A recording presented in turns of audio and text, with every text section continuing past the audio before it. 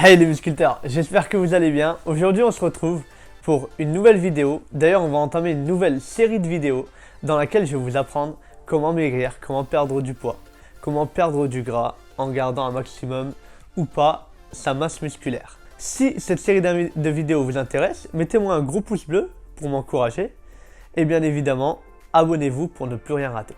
Commençons tout d'abord par la notion fondamentale dans la perte de poids. Il faut que vous sachiez que pour perdre du poids, il y a une nécessité, une chose que vous êtes obligé de faire, c'est vous retrouver en situation de déficit calorique. Alors qu'est-ce que c'est que le déficit calorique? Le déficit calorique, c'est tout simplement que vous apportez à votre organisme moins d'énergie qu'il n'en a besoin pour fonctionner normalement. L'énergie se calcule en calories, donc vous devez apporter moins de calories à votre organisme qu'il n'en a besoin quotidiennement pour fonctionner normalement. Prenons un exemple pour illustrer le déficit calorique. Imaginons une personne qui a besoin de 2000 calories par jour pour que son corps effectue ses tâches quotidiennes normalement.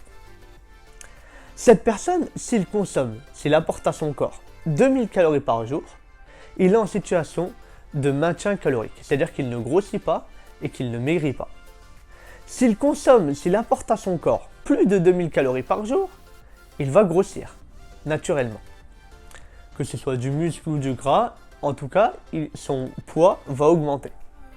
Et s'il apporte à son corps moins de 2000 calories par jour, il va maigrir et c'est ça qu'on appelle la situation de déficit calorique.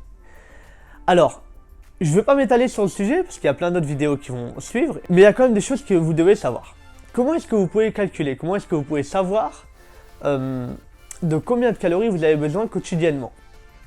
Ça c'est très simple. Vous avez plusieurs applications qui peuvent vous aider pour ça, type MyFitnessPal, mais vous pouvez aussi taper sur internet, sur Google tout simplement besoins caloriques journaliers et puis vous atterrirez sur des pages, des sites qui vous calculeront